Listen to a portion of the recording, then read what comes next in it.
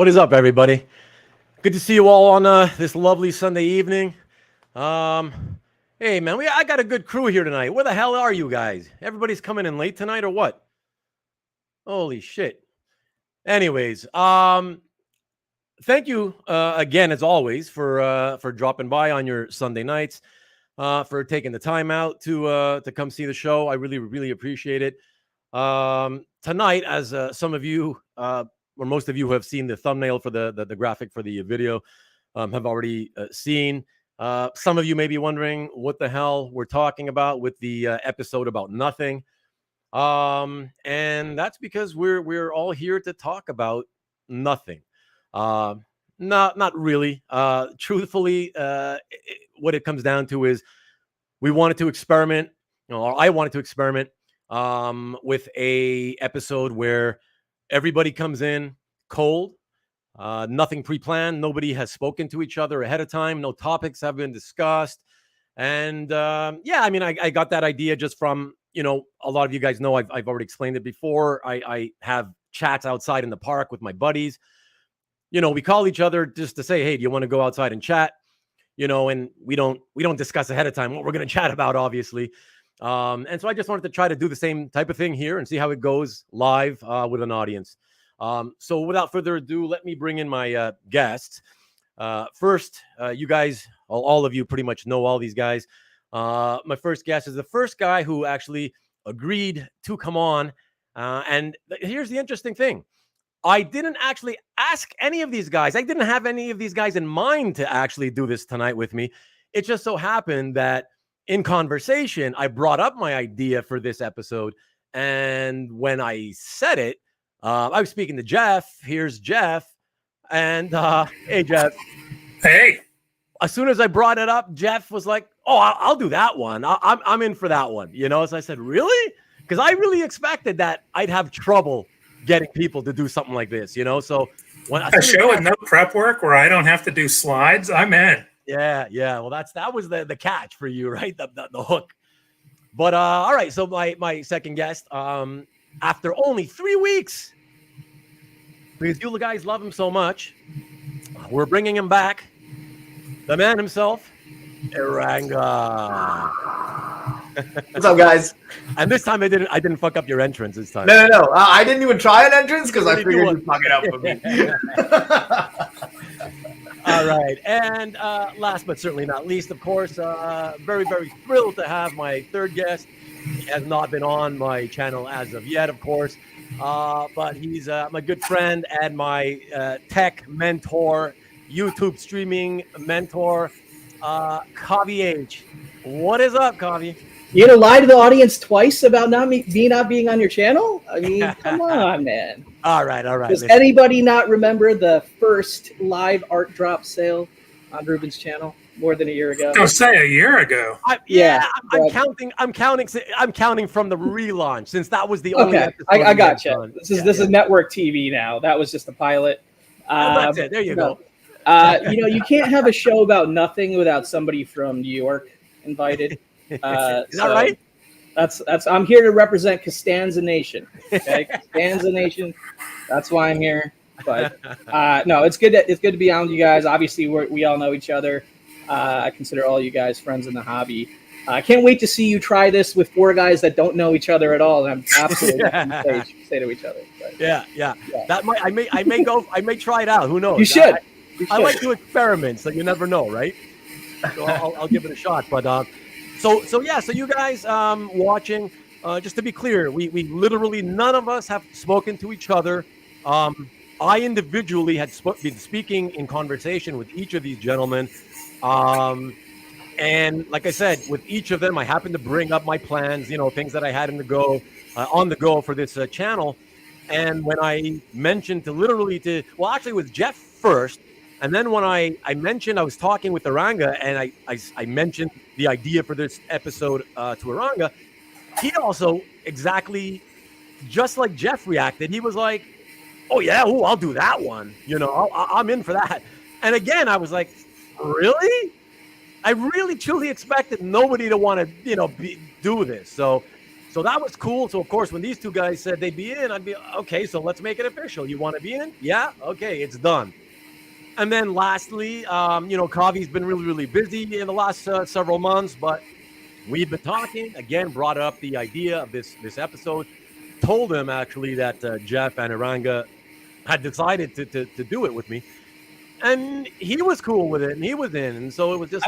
Just like Jeff, like I had 2 other shows that I have to do on YouTube this week that I had to put like 3 hours into making, little thumbnails and slides and stuff. This is the best where I can just hop on and not do anything. That's right.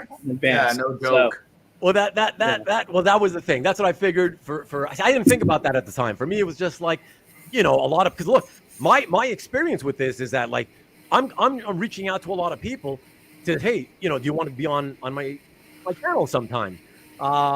And a lot of them, especially that's the ironic thing is that a lot of the guys who say no are the guys who I know the best in the hobby, right? Like my closer friends.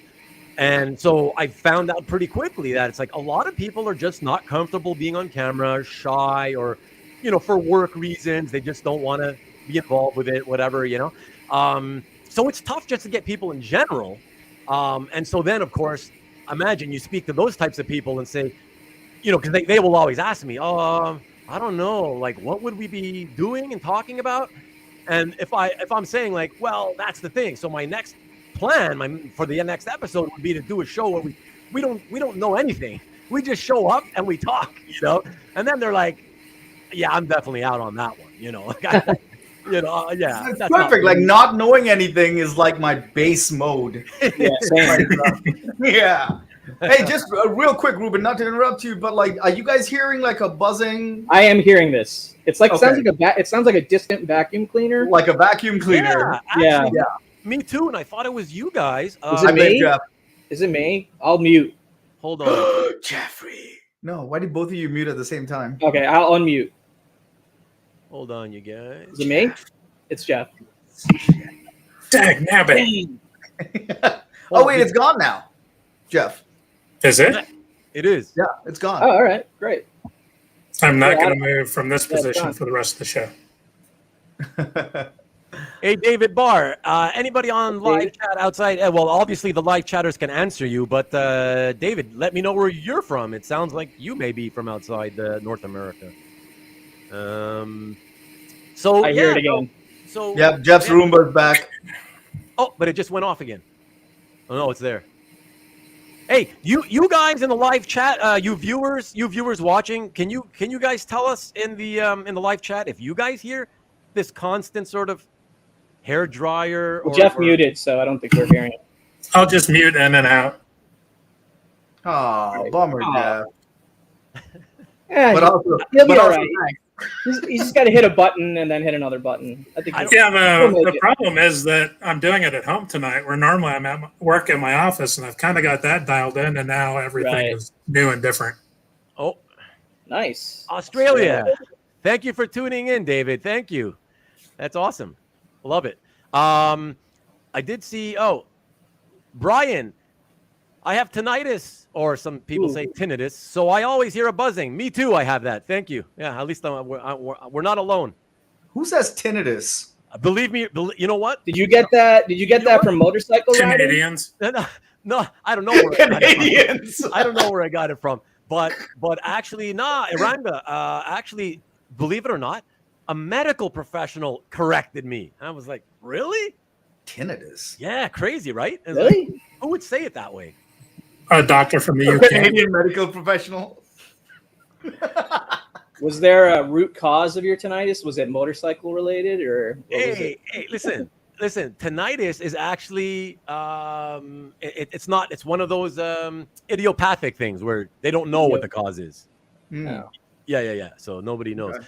Yeah, I've been fortunate throughout my life where I've had a whole bunch of things happen to me physically, like health-wise, but on the other side, like they haven't been terrible, but the bad part of it is that they're always the same thing. They're always idiopathic. So the doctors are always like, I don't know what to tell you, man. I don't know why it's happening. It's like you guys know what spontaneous human combustion is, like when things light on fire or whatever. Yeah. Yeah. Well, I don't even know what you call it. I got spontaneous open sores and wounds that just pop onto my legs, the skin of my lower leg. Like it'll look like I got cut, right? It'll look like I got sliced. But when you look at it carefully, right up close, you see it's not actually a slice. It's a series of tiny circular open wounds that just opened on the skin. Dude, someone somewhere has a voodoo doll of you. And they're just like, why don't fucking take it, Ruben? Yeah, so whatever. But so Mr. Rajak, Brian says he got his after a bad flu 20 years ago. Look, I've been sleeping ever since my daughter was born. I've been sleeping with because we were, I was scared she was going to be like a lot of kids are criers. So I figured, let me try using earplugs. And then I heard years later that using earplugs may be a cause of tinnitus. Who knows, right? Like I said, they don't know. It's all guesswork. And that's why they call that kind of stuff a phantom disease or whatever. Like they all, like when doctors can't figure out a cause for something, they often like to say, it's like a phantom noise or a phantom this or a phantom that. Like in the case of tinnitus, they'll say, well, it's a phantom noise. And it's like, well, no, by saying it's phantom, you're kind of making light of my situation. Aren't you saying it's nothing then? Like, right? Because a lot of people suffer from it. They're hearing something. Or it's mental, not listen. real. The point is, just because the doctor can't hear it doesn't mean it's not, happening. But anyway, so let's get on with the show, guys. This is the nothing we're talking about. I've got this is nothing that we're talking about. Hey, does this look infected to you? Yeah, hang on. Like, hey, Ruben, take a can you inspect this real the quick? Buddha 63, that's my friend Lowell Wilson, who did the presentation for the vintage paperback episode a couple of weeks back. Lowell, I told you, it's the episode about nothing. I didn't say there was going to be art talk tonight. It's about nothing. All right. Chris Norrick's like, you guys like comic art? I think that was the base requirement to be invited, but there was no other requirements. So. No, but seriously, I appreciate you guys' patience. It's cool. We are going to talk about comic art, but it is true. We're not joking when I said none of us talked about this ahead of time. Even just in the half hour before the show went live, we were all talking together, but we did not discuss the show. Nothing's planned, so we wanted to see how it goes. But let's start off by just throwing out to you guys. Anything been going on with you guys lately? Anybody want to take the reins? Eranga, maybe something on. Actually, I've got a question. Oh yeah, Jeff, go ahead. If Big Spoon can wait for a second. Lay back. Okay, I'm going to throw out my cocktail party question. 1977, Kiss does that thing with Marvel Comics where they put some of their blood supposedly in the ink. Yeah. When they run the Kiss Marvel Special Edition. And then, Grunwald passed away and they put his ashes in that Squadron Supreme reprint issue. Yeah. Okay, if you guys keel over, what book do you want to be printed in? Oh, shit. A reprint, even? Right? It could be a reprint or a new edition of something.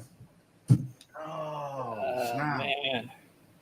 Do we have to actually say that there was actually something that we would want our ashes to be dumped into? If you had the opportunity. Right. Well, are we talking about ashes or some sort of blood or organ situation? Whichever piece you would like to include in perpetuity. There are some bodily fluids that'll be out of the question if you're dead. So I think we're talking about. He did talk about once we keeled over, right? So yeah. Right. I'll take a stab at it, and I'm gonna just do it because it's a recent book that I really enjoyed, and I think it's gonna be the book's gonna be kind of like a watershed moment, like a reprint of Layla Starr, The Many Deaths of Layla Starr. Fantastic book. Oh man, I haven't read that yet, and I've been wanting to. So don't say anything. Well, let's just recap it right here. So 5 issues. Issue 1. Here's what you get, Ruben. No. We're good. That's too much something. Not enough nothing. Right. But Marcus says Eranga chooses New Mutants 87. Is that true? No, I think he's going with the cable connection, right? He must be. Yeah, I would think so. He's choosing strips number 2, the reprint. Okay, that's good. Is that the book you get all your PP art from? What? Yeah, that's Yes. Short answer, yes. The long schlong. Yeah, exactly. The one that certain people were so offended by that they had to delete it from my gallery without telling me. Whatever. So. All right, I'll do like a cop out answer, but one that Jeff probably will empathize with a little bit. Just anything Star Wars related. I think having I think Kavi sounds like a name that belongs in the Star Wars universe. That makes sense. Like I could be some alien character on some crazy planet or whatever, but just something quirky like that. I would be happy up in the afterlife, wherever that ends up being, if that happens for me. Or the Kavi omnibus edition of Paper Girls. Yeah, but that's just too new, and I just they've already reprinted that, and it's so new. You know what I mean? So I don't know if I'd answer that one. I think Star Wars overall for me would be it. Something Star Wars. Makes sense. Brian. I think that was the point. I thought that was a pretty neat question. Yeah. So Chris says all your pee art. Okay, I don't know, man. Yeah, it's because I said that. I was like, is that where you get all your PP art from? All right. Well, that was a pretty quick topic there, Jeff. But by the way, Jeff, what was your answer? It would be a Star Wars book. A Star Wars book. Probably not anything in particular, but Jeff, you've a different issue than the one I get. Yeah, right. on, yeah. Just it's guys the same issue. You just hold one of whoever croaks first, they just hold your ashes till the other one croaks. And they put it together on like the Phantom Menace movie adaptation. There you go. Come on, Dwayne DePayne. Come on, dude. We're just having a little fun at your expense, of course, but still. Come on, man. All right. Aranga, you want to go? Hater. Do I want you to got haters in the chat, Ruben. I know, man. That's when you know you've made it. That's right. Haterade is a following. Did you hit 300 subscribers today? I'm at 299 actually. Oh, okay. Come on, guys. One person subscribe. Somebody subscribe. Yeah, that's cool. It'll happen. If it's not now during the show, it'll be after the show later. Whatever. It's cool. Somebody subscribe. But I appreciate all you guys. Oh, and by the way, let me quick. Now I'm watching your show on my phone while we chat. That's probably okay. Right. Well, just let me quickly before we go on to an actual topic. Just wanted to quickly. I usually do I'm afraid of actual topics on this. I thought this was. I usually do this was about nothing. Show, man. Wanted to shout out Elsat by Fish, Michael Lovitz, and John's Comics with Kids. Thank you guys for subscribing. Really appreciate it. John, Michael, Fish, and yeah, I there was, as usual, there was quite a few more than that, but these are the only three who, because of your privacy settings, have your permissions. I could see your names. Hey, Mikhail just said you hit 300. Oh, there we go. 300. Actually, appreciate it. Thanks for the news, there, Kyle. Thank you, man. Appreciate it, and thank you to whoever is the 300th. Thank you, appreciate it. So Eranga, what you have something on your mind at all, or? Yeah, well, I mean, it's easy to kind of get lost in this topic because it sounds like the same old shit that everybody talks about all the time. But it's blue lines, right? How dare you? How dare you, sir? That's too real. That is okay. How about something a little less controversial? NFTs. Oh my god! No, go back to blue lines. No, thank you. All right. The reason I said at least NFTs literally are about nothing. Yeah. Nice one. Kavi's got it tonight. You're hot tonight. There you go. That's awesome. I'm not bringing the topic up now. I'm done. Thanks, Mikhail. It was Mikhail. There you go. Thank you, sir. Okay, great. He's been checking the chat out, like he's been checking these shows out and not like. He's been watching all the shows and just not subscribing. Wow. He's been waiting for a big number. Check it out. So David in Australia is interesting. I don't know if the question came up after he heard you, but that's pretty. Well, that's perfect. So let's do it, man. Oh.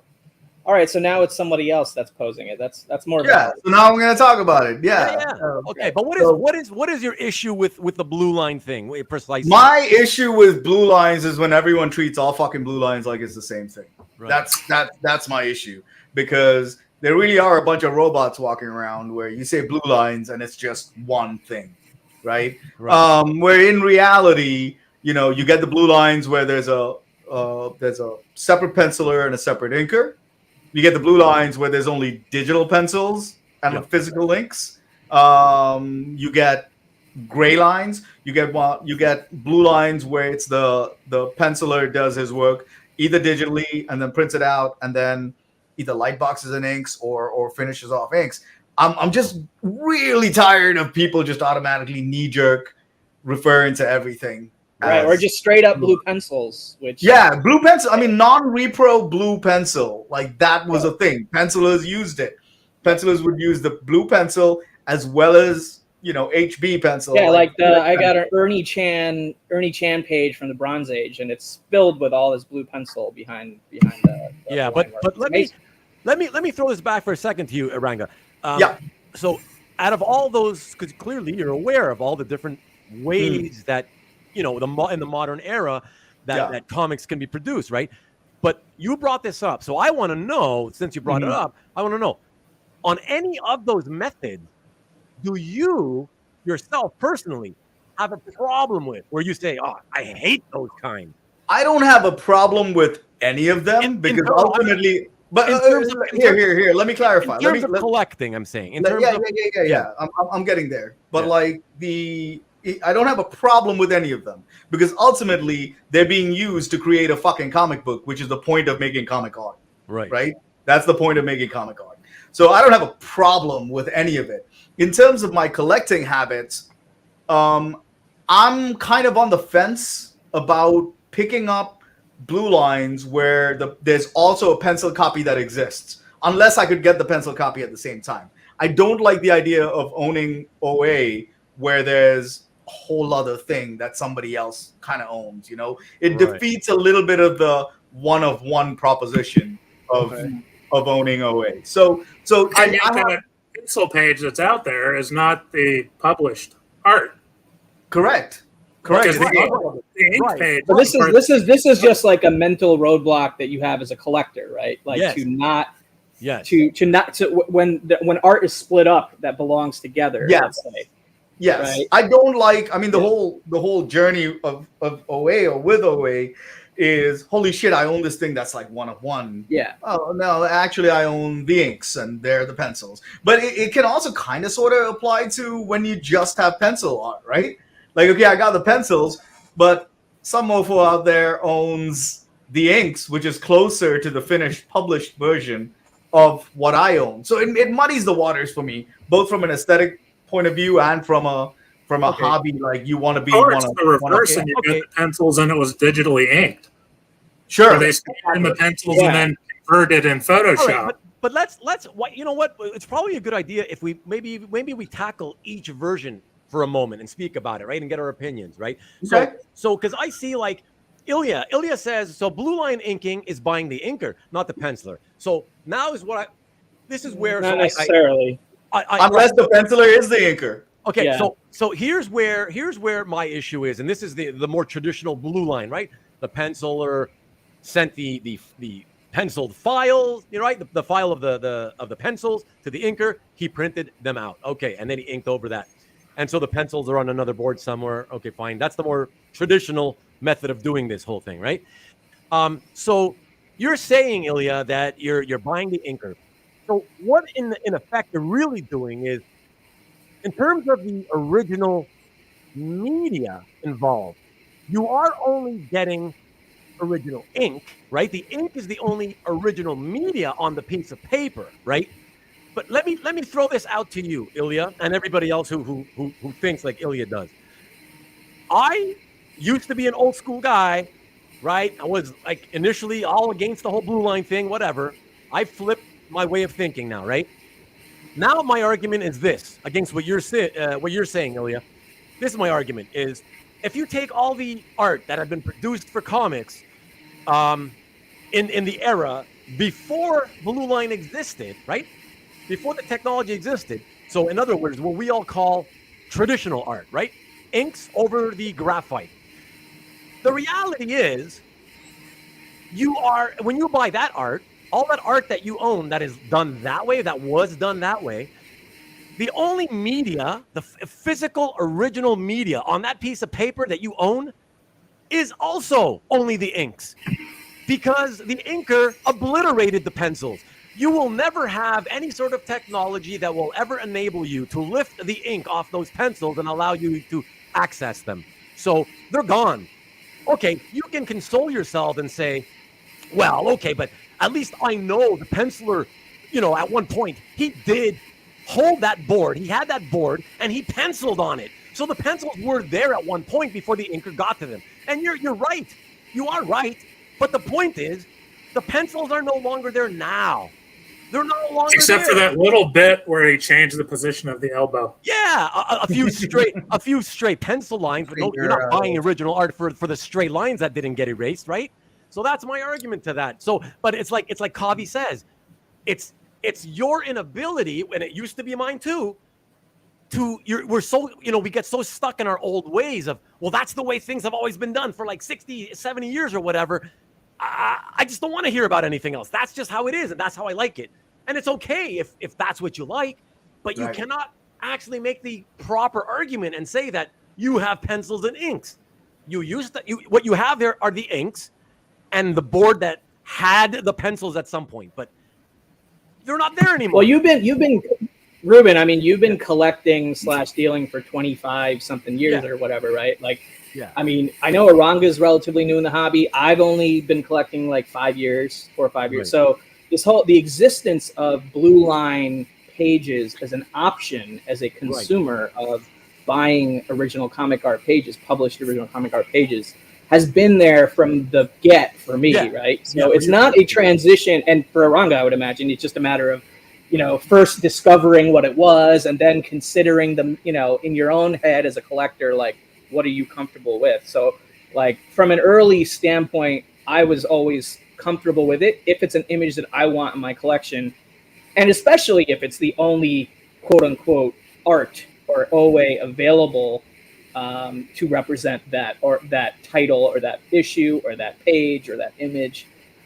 or those two artists or one artist. Like, I'm pretty flexible in my own approach to it. It's just a matter of like, how much do I like the image? And if it's ink art only, quote unquote, over a blue line pencil, and the inker is different than the main artist, I do expect a little bit of a discount on that page, right? But the alternative, which is something that Eranga sort of alluded to, is that when you have an artist that's the digital penciler, so it all starts on an iPad somewhere from that artist's vision. He's penciling out that layout.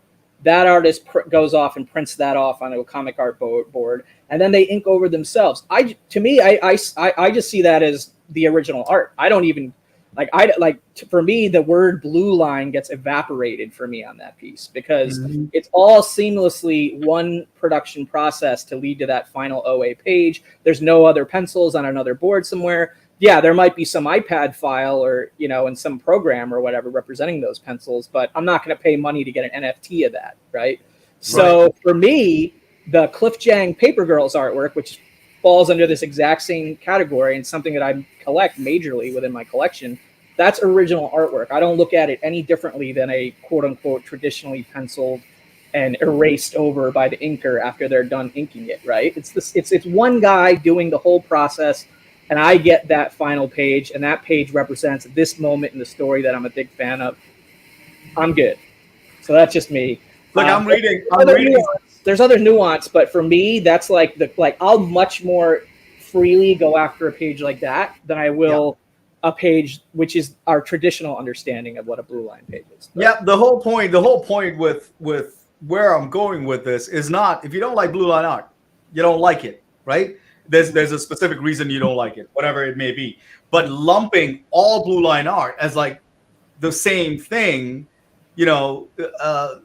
I'm reading some of the comments in the chat, and it's reflecting all the stuff that I'm talking about. Yeah, right? there's so many nuances to it. It's the same thing that's being talked about. Adam Cubert, let's use Adam as an example, right? Killer artist, okay? Inks himself these days, right? For the most part, like when he's doing covers and stuff. Adam Cubert will draw digitally, print the digital rough out, right? Pencil finish the printed rough on the paper, ink it. Sometimes he'll pencil finish, scan it in, reprint it, and then ink it. Okay, there's a lot of people that don't even know this. It just says penciled and inked by Adam Cubert. Hey, guess what? If you bought anything from Adam in the last 2, 3, 4 years, you bought printed roughs with inks on them and some pencil.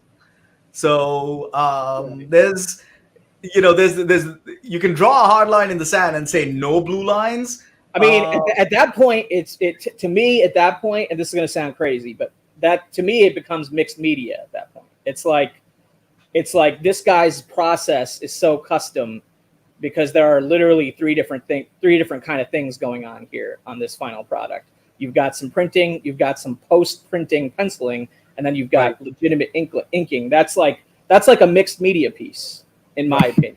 You know, but look, also like the one of the central arguments, right, Kavi, is that when you're talking blue lines, you're talking about two different artists, right? So you're like, well, I'm not getting the base thing. I mean, that's what I meant. The basic general understanding of blue lines is, okay, the penciler did his job. He took his stuff. If I'm buying blue line inks, that means I'm not getting anything of what that penciler did, right? But if it's like the same artist, that's a different deal, right? Like what we were talking about with Adam Cubert. That's a whole different deal. He is doing blue lines or gray lines or whatever they'll call it, because it's just a matter of, blue line it's an antiquated kind of term today anyway, because you can take gray lines and get them out as well. But my argument is not about trying to convince people to buy blue lines or to not buy blue lines. At the end of the day, honestly, guys, other than what I buy, I don't give a shit what anybody else buys. Yeah, you buy what you want. I'm just happy to be here. Yeah. Hey, Jeff, what's going on? So I've been collecting for 22 years. So I've now collected on both ends of the spectrum. And my only thing with it is I just want to know in advance what is it. Yeah. And so I think I'm falling more on Eranga's side of the fence. If it's digital, that's fine. Just clarify the process and the description that, okay, it was digitally penciled and then it was inked. Or, it was digitally penciled by this guy and then inked by this person. As long as the description is accurate so that I can make an informed purchase, I recognize that digital is now part of the process, and I'm happy there's a board of any sort somewhere for us still to collect. And it's not just all digital now, which is the case with a lot of the Star Wars books. There's no physical art anymore because it's all digital. Even like someone as amazing as like Pepe, man. Like you can't get any of the House of X art. Right, none of that stuff is inked or properly. Yeah, I mean, it's all monoprints. He has some OA covers though, right? He does. He's a smart guy. He'll occasionally do bam. We'll get the big bucks for their OA cover, but he's not going to mess with the interior page stuff, I guess. Right. All right, guys. I'm curious. So Chris says that he's completely against what I said. He's saying the pencils, so this is on, you mean on traditional art, where the pencils are erased? The pencils are there, and then he follows up with, to say they're obliterated is flatly wrong, and then follows that up with, they're covered at most. Okay, so Chris, I guess it depends on the inker too, a little bit. It does, because I've got 80s pages that they went through with an eraser afterwards, and cleaned the board after the inking.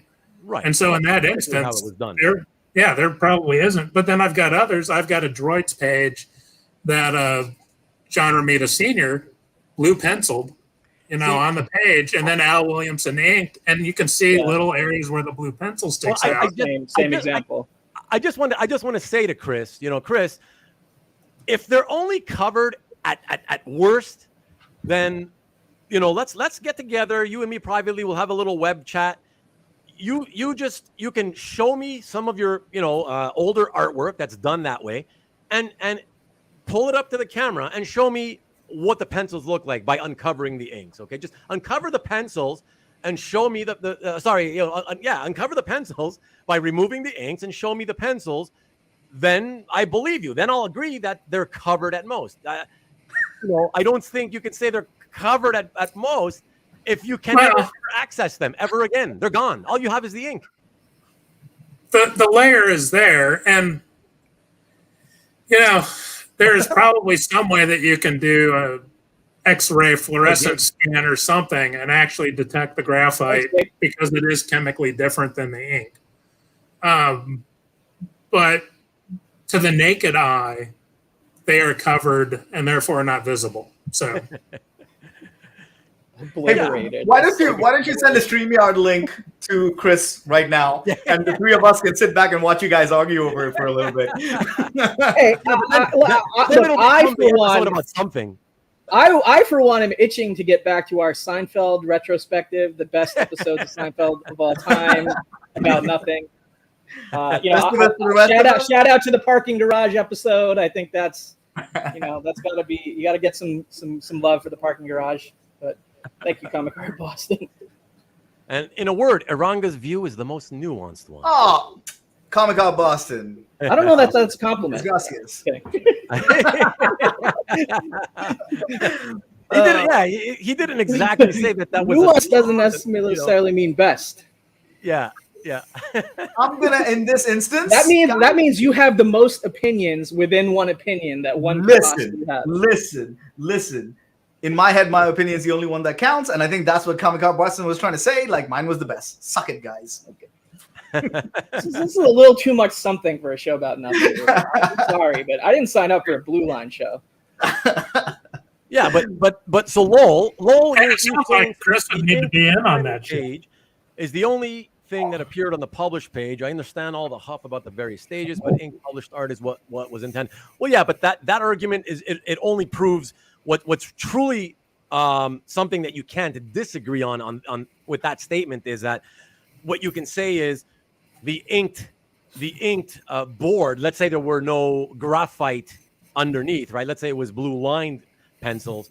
Then what you can say for certain that we could all agree on is that page certainly is the only published original page, whereas the pencils on the other board, there's no word for it, but you kind of say, well, those were the pencils, used to ultimately create the final finished published art, but for better or for worse. Yeah, exactly. I kind of defer, going back to what Jeff's point is. What's scary about the blue line process? Don't blame me for having a point. What's scary today about? I'm just saying, I'm going to throw you under the bus and just deflect the attention off of me. All of this is fine, well and good. We know the various ways that blue lines can be. The problem is today, as OA buyers, there's some really shady non-disclosures going on. Yeah, of course. When art is being sold. So when you're talking about modern art or art from the last X amount of years, there is well, you know what, Eranga? Think about me, right? Think about my situation. So I've been selling. I started selling. I had to sell because that's what the artist had. Some inks over blue line pencils, right? Going back to 2005, right? And even though from the get-go, so it's been 17 years now, from the get-go, I would put in the description of, under each page, clearly, these, whatever, however I worded it, this is the published ink or this is the ink art as published. We do not have the pencils or whatever. I did it in many ways, right? I made it clear you had the inks, the pencils were elsewhere, what have you. 17 years. And yet in those 17 years, I still, on a regular basis, get people emailing me. Yeah, this page, they tell me whatever the page they're looking at on the site. Yeah, can you just tell me, is this inks over pencils? Like, oh, God. And there's nothing to indicate that it isn't or that it's questionable, but that's how much fear has been put into these collectors over the years because of what you said, because of all those other dealers who didn't do what I did, right? Indiscriminately just putting stuff out there. Whatever. Yeah. I don't put nothing in the description and just here you go. It's the art. You know what I mean? Yeah. Hey, for Jeff and Kavi, I'm not leaving you out of this question, but you kind of volunteered for it by saying you've been collecting for about 5 years. I've been collecting for about 3 now. But Rubén and Jeff, hey man, what is that? Was that a cat that you had? That was a Chihuahua. Oh, okay. Yeah, that's I right. was doing my Bond villain impersonation. Yeah. It should be a white cat, right? No. So, Ruben and Jeff, like, what were your first impressions, or when these things first started hitting the market? Like, you started seeing. Wait, And when was that? Was that like 2000, early 2000s? Five? For I don't go you go ahead with your Yeah, like, what did you even think? Like, I remember. I can tell you right off the bat. I remember what happened and how it all came to be for me. But go ahead, Jeff. You go first, and I'll follow you up. So I stopped collecting for a while around 2014, 2015. And up to that point, digital was not a big thing with any of the art I was chasing. So all of the folks that were doing Star Wars art at Dark Horse, it was either pencils that directly got inked, or someone light boxed the pencils, and you wound up with a separate penciled and inked page. But the digital was only sort of on the cusp of the industry at that point. Digital coloring was big, but the digital penciling wasn't. So when I came back into collecting during the pandemic, because I was sitting at home with nothing else to do, all of a sudden I was confronted with monoprints, which I ended up getting a monoprint before I got a blue line piece. And so it was around 2020, early 2021, when I got those monoprints. Don't do anything for me. But blue line pages, as long as I know what it is when I'm going after it, there's still original art on the page. And I know on the print, it's original digital art on that print, but you don't get that 3D art of the ink and the graphite and the paper interacting. There's no artifacts. There's no artifact left on the page. Right. It's like original art is like a tactile, right? It's you want the feel, right? Mm-hmm. And with it's a like print 3D versus vinyl.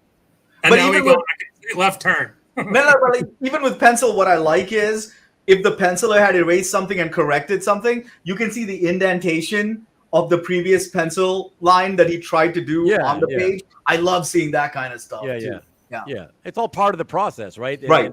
It shows you sort of, you learn a lot from that and how the art is created. I just left this up, guys, by Samuel, simply because I wanted to address it. And if I can just say real quickly, there's no scientific formula for it, man. The truth is I can tell this is the best I can tell you is that the majority of people, and by majority, all I will say is over 50%. There's no way to know what the number actually is. In my experience, it's still the majority leaning against, the enjoyment of inks over blue line. Therefore, for me, the way I look at it is just, think of it as it's the minority of the hobby that's still willing to respect it and buy it and collect it. Therefore, if you want to buy and collect it, my suggestion is do it if you feel that the inks are at what you in your mind feel is a substantial or a fair discount to what you see the pencils the price being asked for the pencils. Let's say it's a general guideline, but like I said, there's no other way to do it. There's no scientific formula to that. So but as cheaply as possible is your best bet. But that's what was your first experience? So the original question. So that's it. I was going to get that. So interestingly enough, the way I actually found out about the existence of the whole blue line technology thing is because I got screwed with blue lines. So I ended up I bought a couple of 2 or 3 Wolverine pages. I still remember Wolverine pages from the long running Wolverine ongoing series. They were by this artist I'd never heard of before called Sunny Lee, Sunnyle. And so whatever, like I had bought them as part of my inventory just for resale, and I put them out there. And then after a certain amount of time, they had sold, and a few years go by, and all of a sudden, I guess I was trolling on either eBay or somebody's website, and I see these pages again, right, for the first time in years. And I'm like, oh, those are those Sunny Lee pages I once bought and sold. And I'm like, they look different. What the? Something's wrong with them. What happened? I'm looking. And I'm like, oh, wait a second. The ones I had were inked. I'm looking at pencils at this point, And that's how I realized, oh, shit, there's some kind of weird shit going on with how the art is done now, Like, what happened there? Some kind of a photocopy situation. And that's how I looked into it, and I did my research, and I figured it all out, man. So you sold the inked pages believing that they were both penciled and inked, basically? Right. Yeah. Right. Yeah. And nobody ever came back, whoever bought them. And then later on, you stumble into the pencils. Right. Years later. Yeah. Years later. Yeah.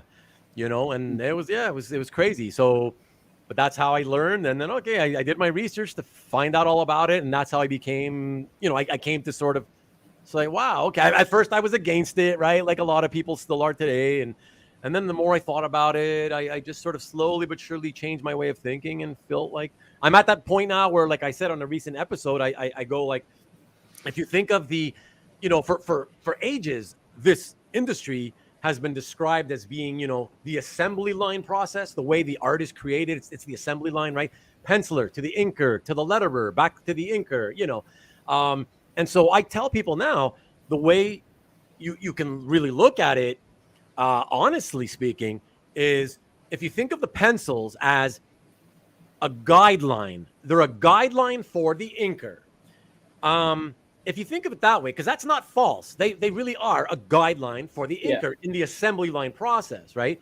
And if you think about it that way, which I did, I came to then realize and accept that, well, okay, so if the pencils are the guideline, whether he sends the pencils to the inker or whether he decides I'm going to send him the file and let him print out the pencils, through the printer, for the inker, he has a board with the penciled guidelines. Whether they're original or not, it has nothing to do with it. He has the pencils there.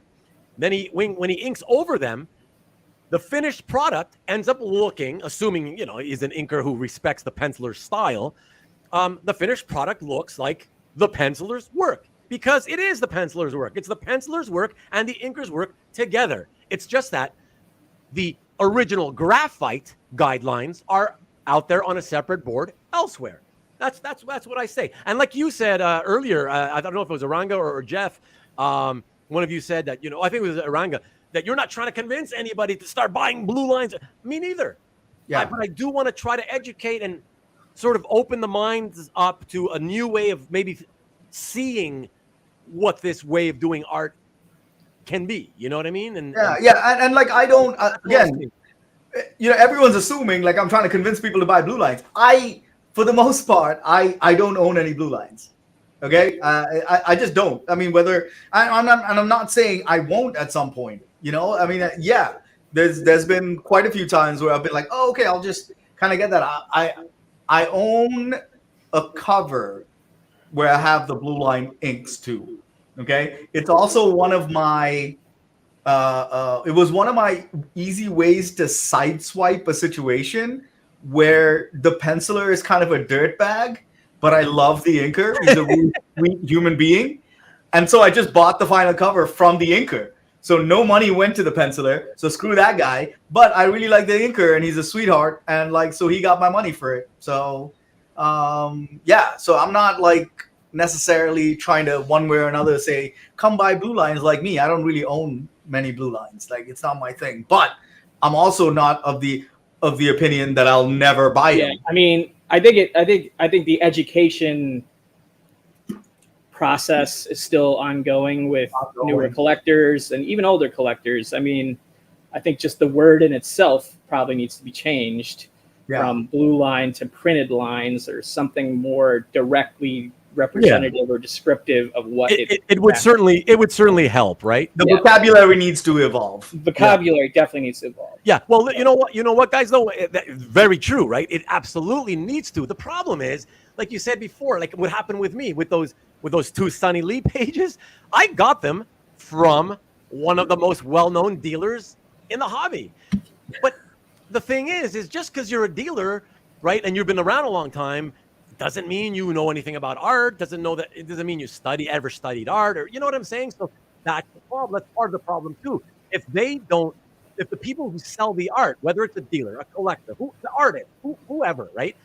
If they don't make the effort, and that's really the problem here, is a lot of the people are too lazy to make the effort, and that's why we continue to go on with all these different bits of terminology, and it never gets cleared up. You know what I mean? So but if we're gonna enjoy this hobby, right? Yeah. If the way the process, if the way this thing that we collect is evolving, the language that we use to refer to it has to evolve. Right. Too. You can't use the one size fits all terminology. Of course. I'm just saying it's an uphill battle. As the guy who had been selling blue lines for 17 years, and I'm still having to educate constantly what they are, tell them people what they are.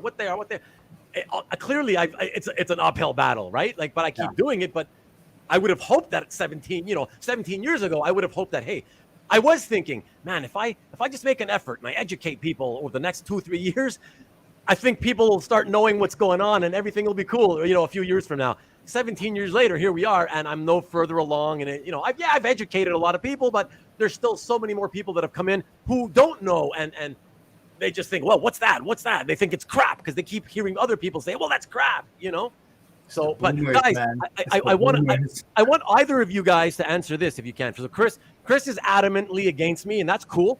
He's got his opinion, I've got mine.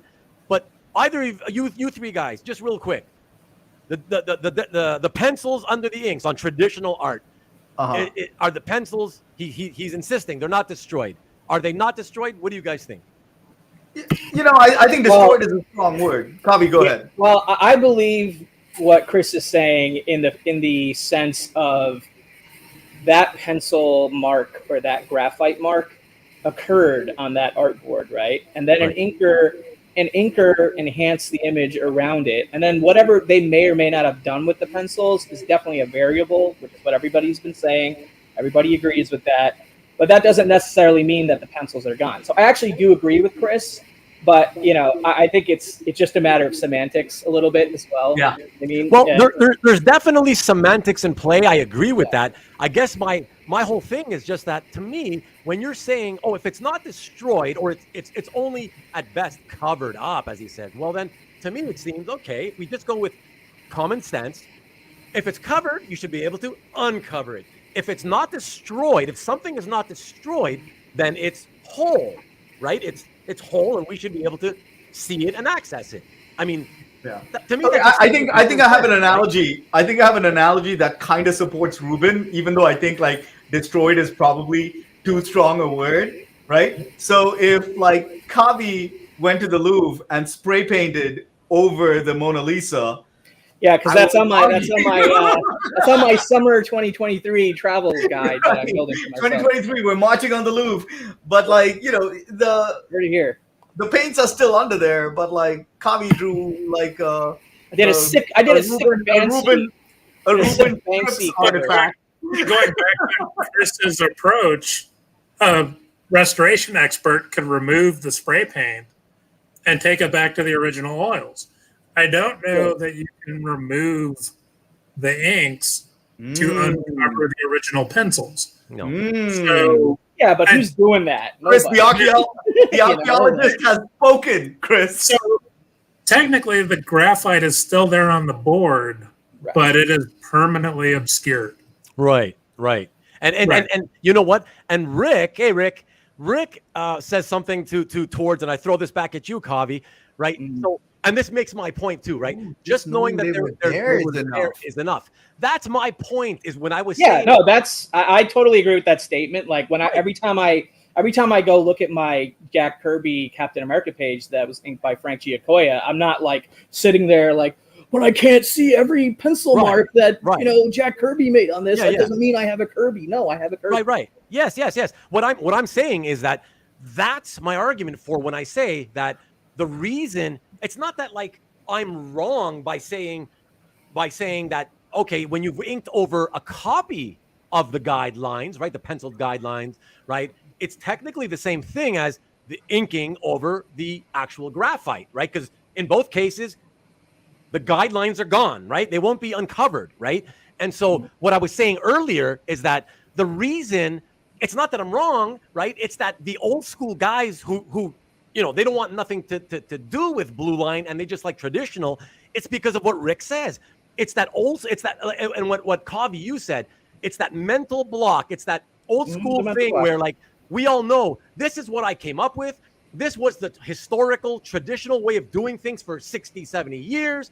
Ergo, that's all I want to know about. And that's how I want my art, right? It doesn't mean that what I'm saying is wrong. It's just that there's nothing wrong with what you're saying, right? And nothing wrong with you're set, right? You're just old school. You're set in your ways. You like to know. You're right. Knowing that it was there, because we do know it was there. I'm not denying that, of course, right? We do know it was there, and that's why you prefer to say, okay, yes, I'd rather have that, because even though I can't access them, they were there at some point. And that's fine. That's cool. And like I said, everybody. Well, that we know it was on that artist's drawing board, so that Chris and I could then go see if they sneezed on it to recover the DNA to then clone Jack Kirby. That's really what it needs to boil down to. Is the Jurassic Park approach. Plot of the next Jurassic World. Right. Jurassic OA. With a new cast. All right. Yeah. So all right. What other something are we going to now talk about? We're talking about nothing. Nothing. Hey, Kavi, actually, so everybody who doesn't know out there, Kavi recently did something pretty exciting and fun, at least in my opinion. Trying to think what that might be. he went on a little journey of sorts. Oh, the road trip. Okay. Yeah. He took a road trip. You want to talk about that a bit? It sounds like. Technically, I'm doing a show on my Comic Books NYC YouTube channel tomorrow night about it. So, but the summary about it is for about 10 days, I was on the road. I ended up driving 2,000 miles. I went to like 8 something comic shops along the way. I went to a couple different museums, including the Frazetta Museum, which was awesome.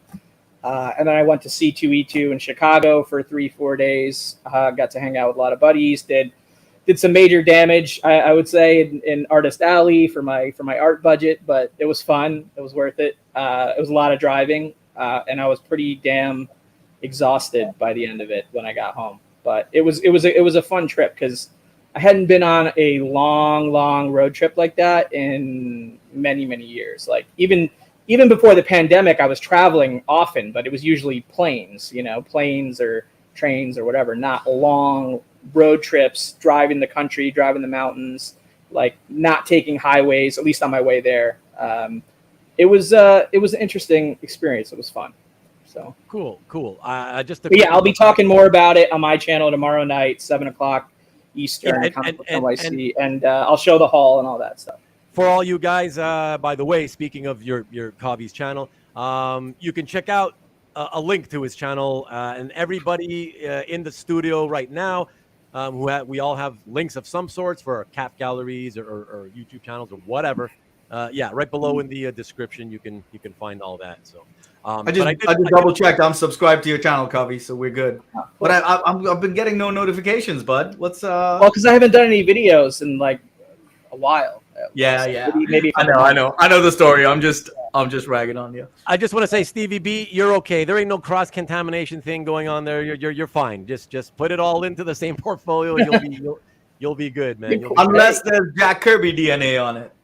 Hey, look, you don't want to contaminating with your pages. That's actually a question I haven't seen come up. So that's actually kind of cool to see that question, because usually it's the same points and questions kind of being debated about on that topic. So, anyway. Well, so just thinking about it out loud, blue line pages are digitally printed, and printer ink is not as archivally sound as graphite or permanent ink. So if you're framing those and hanging those, the blue line part will eventually disappear under strong UV light. So if you want to get obliterated lines and just have a purely inked page, send it out. There you go.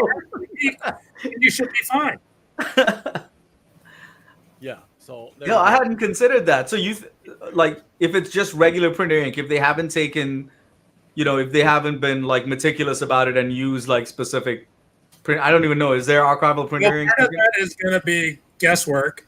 Part of that's going to be the kind of printer and the type of ink, because there's different. I think that comment was about the fact that you accidentally sold blue lines. Right, I know. That's what I was thinking too. Yeah. Sorry, guys. Sorry to interrupt. Go ahead. But since there's different kinds of printer inks, and then the other thing is we always look at a 50-year, 100-year, 100-year plus range when we're considering what's archival and what isn't. And we haven't had modern computer inks, that are hitting those benchmarks yet. So we're currently watching them to see what they're going to do in terms of preservation. We do need to talk, Chris, but we're clearly our conversation ain't going to go anywhere. But we'll talk. We'll talk soon. You better believe we're going to talk soon. Hey, can you please put it? Can you please live stream it to the rest of us? I mean, well, okay, so this is like tangentially related, but not the same subject. Okay. Yeah. Like with the whole monoprint thing, like, is there ever going to be a fear that people are gonna like? Because I see people selling like copies and stuff, like stats. Have you seen that? Like, have you seen people selling like production stats? Yeah, like either production stats or even just literal like what looks like photocopies. Like, are people at some point gonna like get so crazy with that where they're like printing their own 11x17 copies of original art using scans that people put on the internet, and then they just it's already happening on eBay. It is happening, right? Yeah. I'm afraid of that. I'm way more afraid of that than blue lines. Yeah. You just tell, and I don't know. Have you guys? So I'm not into the idea of monoprints at all. But also, if I wanted to say that I dislike monoprints, I wanted to actually like hold one in my hands. So I can say, hey, I have one. I don't like them. So I actually own a monoprint, and it's scary. Okay, it is scary. I mean, when you're talking about like, hey, with original art, you can feel the ink. You can fucking feel the ink on the monoprint. Right, because it's a very high quality board and printing, right? It's incredibly high quality. Depending on who's doing it, yeah. Yeah, and it's got the watermark and all that. Forget all of that. Like the watermark kind of just tells you that okay, it's a monoprint, and you got the hologram and all that nonsense with it. But it's scary to the touch. Like you can run a fingernail over it and feel raised ink. Yeah, I've held one. I don't own one, but I've held one in person. Yeah, it's insane. It's definitely woo. Yeah. Yeah, I mean, it's almost going to become a loaded term as much as blue line. Because some of them use, photo paper and stuff, and it's glossy and it doesn't have the same feel or anything. But then there's guys that are doing it in a process where they're laying down ink on a board, and it does feel much more like a traditional inked page. The one thing that got me, and I was a Star Wars character, made a debut. The only appearance was an issue that was done digitally. So I picked up 2 monoprints from that storyline because of the character. And, I got those in, and they just aren't the same for me, partly because the digital brushes are designed to be uniform. Right. And so you don't get the changes in line weight that you do with the flow if someone's using a pen or a brush to do their inking. And so it just was way too uniform, way too flat for me. But thanks, Nick. That's not going to be everyone's brushes. I mean, folks are going to vary it up and have different techniques. And I'm sure that experience is going to change depending on which inker or digital inker you're going to be collecting from. Dude, there are digital brushes that you have, like fine-tuned pens, that the spray pattern at the edges mimics what when you zoom in on the like what is it, diffusion of pen ink is. It's absurd. Like I draw digitally quite a bit too, like when I plan out something. And so I've seen these brushes where holy cow, you zoom in and it's not just like pixelated nonsense. It's like it looks like the edges have it looks like it has an organic flow to the holy cow, man. Yeah. And then the you can vary the line width based on pressure. and stuff like Right. that. It's getting scarier and scarier, Scary. man. That's what I'm saying. Yeah. It's Really just- good why movie, Marcus. glad that Really there's good art. movie. What'd you say? Sorry, Ruben? I was just giving. I wanted to see if he would be able to hear me over whispering under you guys is talking. I was just telling him that's a really good movie, Marcus. Really good movie. Okay.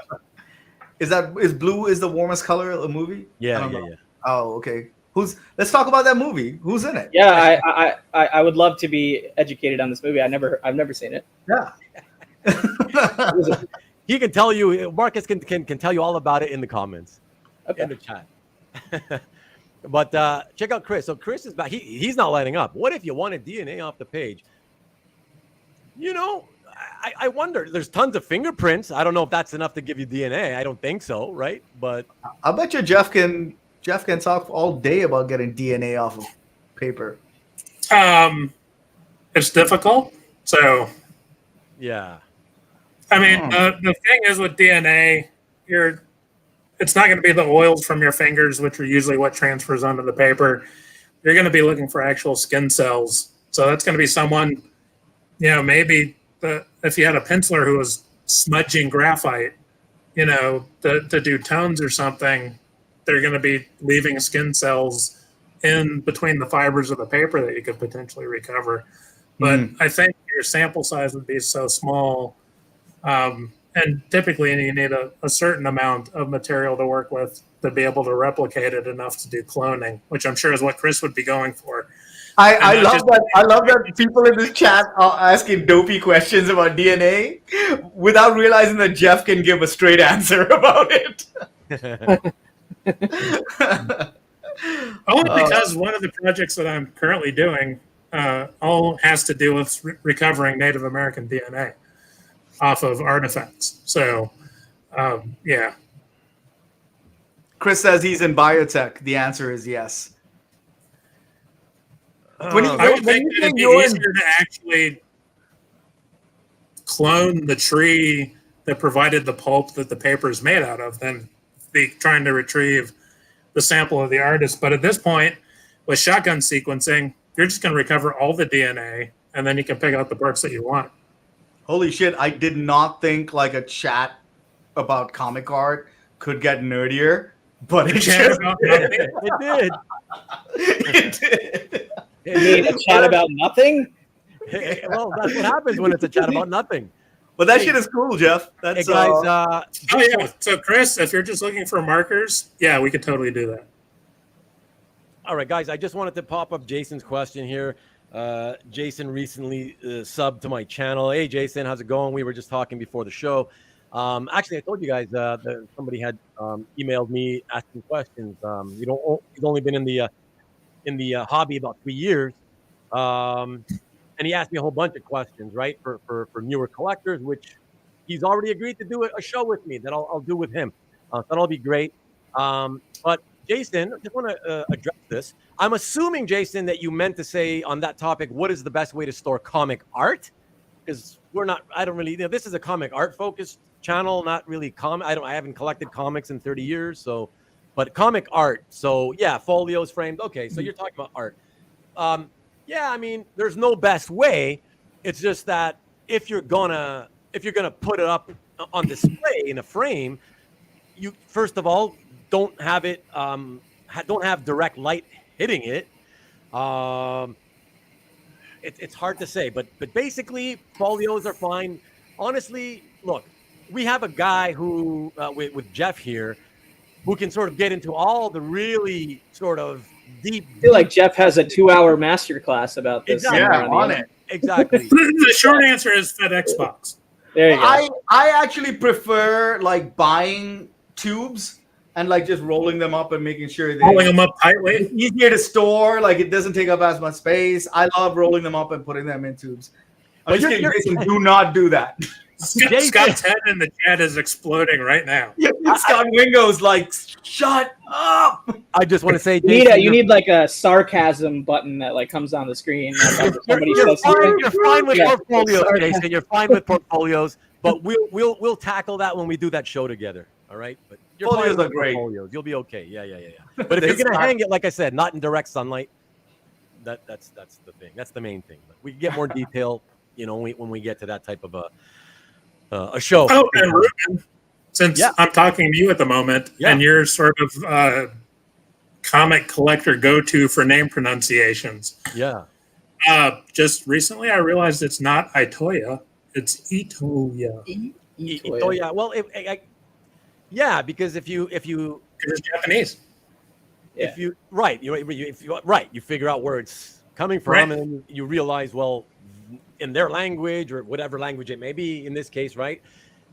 You're like, well, no, they don't make that sound with that letter. Like, no, you never hear that sound, so it has to be the other way. That's kind of how you figure it out sometimes. I mean, I've always pronounced it that way, just because that's what seems like is the organic way of saying it. When I look at those letters, like when I look at igloo, I don't think igloo. Yeah, right. Like, I never usually say I when a word starts with I. Yeah, but some of you, New Yorkers and New Jersey guys say Italian. Italian. What about you Italian? Yeah, I don't do that. I mean, I experience it around me all the time, but yeah. Well, that's it. It just depends, right? Yeah. But I think that's more of a function of accent than grammar in a lot of cases. But I would say so. So what do we got here? So somebody said something. Hold on here. I'm going through the Tanya. Yeah, that's the pronunciation for that. There you go. Tanya. That was actually a pretty decent movie. That's another pretty decent one. It was. Oh, what up, Ron Lim? Finally made it to my show. Ron? What is up, God? Good to see you, man.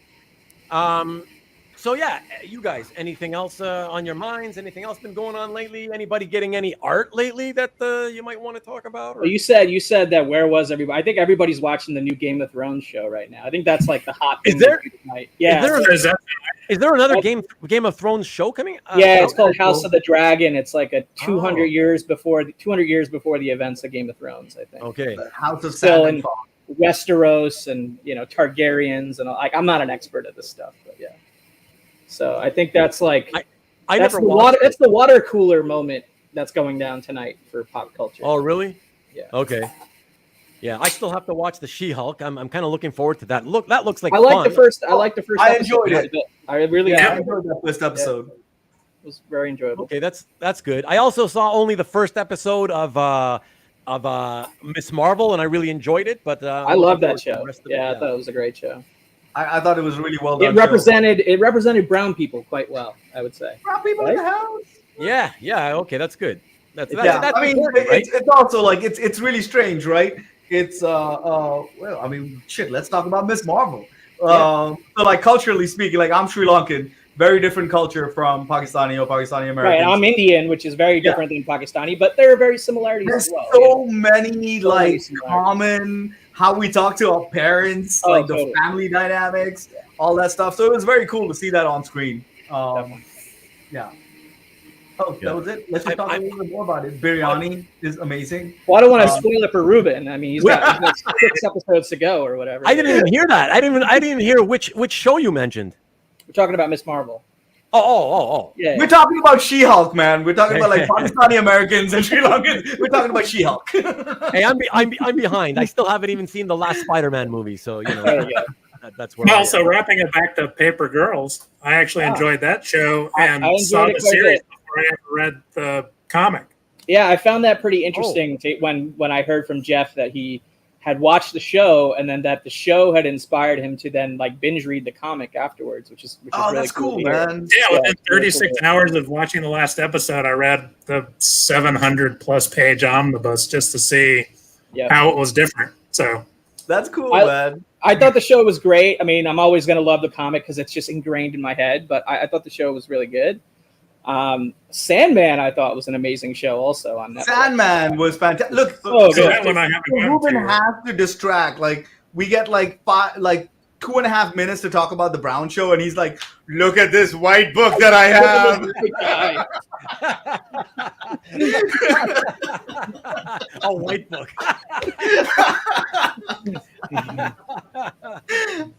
Because that's something funny. He was talking about how we lock our bedroom doors and dog on dates. I mean, that is a good book, though. God Country. God Country is a great book. It's a great book. It's my next read. I'm just showing. It's a good read. I just borrowed it from the library. I was like, hey, that's my next read. And that's because Comic Art Boston had posted a piece by the artist, and I was like, okay, yeah, I meant to, he's the guy from God Country. I meant to read that at some point, so I got it from the library, so I'll read it soon, Yeah. I like the way to support local libraries. Right.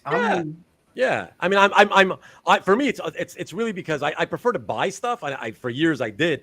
I'm running really I really don't have space for trades anymore, right? And it's like, so I figure, okay, if I can read it to try it out, I'll do it. Like if I can borrow it to try it, I'll do that. But then even if I like it, then I still will buy it. I've always been that way, I tend to want to own it if I like it, But at least by borrowing, if I didn't like it, okay, I don't have to take up more space that I can't afford because I don't have, Yeah, when I was in college, I used to take out trade paperbacks and stuff from the library quite often, but we're talking 20 years ago now. But before iPads. Yeah. I don't remember the last time I've been in college. Was literally Kavi. I mean, just kind of going back to you. Yeah. Literally, like the last time I was in a library, which is probably. I mean, there's a bunch of libraries around me. Brooklyn, New York City. So I got a lot of options, but you pretty much find anything I want to read digitally, like instantly, for the most part. Yeah. So. And Umbrella Academy is phenomenal. Oh, is it really? Okay. I haven't seen the latest. I haven't seen the latest TV season, but it's on my list to get to. I love that show. We are in kind of like there's been a couple of Disney Plus shows that I wasn't like truly over the moon about, but I still watch it. I agree, including Moon Knight. Speaking of yeah, yeah. I wasn't huge into that one. I'm not going to hate on it, but I wasn't huge into it. I wasn't either. Paper Girls, I loved the adaptation on Amazon. Yeah, me too. Sandman, and I haven't been. Sandman's so good. I'll go right out and say it. Like I'm not a Sandman aficionado. Like, neither am I. Yeah, didn't know anything about it. I know Mikhail's in the chat, and he seems to be working for people as a TV show only, though. Dude, and the fact that like my wife loved it as well, that shows a little bit of like, and that kind of speaks to Gaiman's like fan base, right? Out of like the comic writers out there. Me too. He's got like Gaiman's fan base represent. I mean, he's got such a lot of female. I buy a lot of Blu-ray discs now for the same reason that Mikhail is feeling guilty downloading torrents for torrenting comics. Yeah, I know. I know I'm behind. I know I'm really behind, but I just wanted to say because Dwayne Zapane mentioned it that I love both. I haven't watched those. But Invincible, I just read I just binged the entire 144 long issue. It's a great superhero book.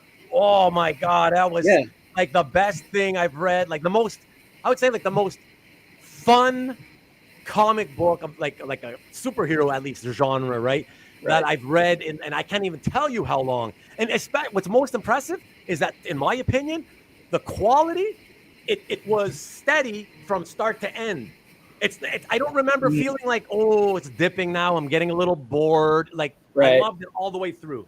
You'll really enjoy the first season of the cartoon version. It's very adult. They don't water it down for kids. It's a very adult animated cartoon. But if we want to circle the conversation back to comic art, let's talk about Invincible for a second and the comic art, because it's one of the most complicated titles to sort of figure out what issue had what kind of approach, because Ryan Otley did these like smaller board pencils, and then they had larger board like inked versions of them, and then on some issues he did actually ink over his own pencils, but I don't have like some definitive list of like which ones those were.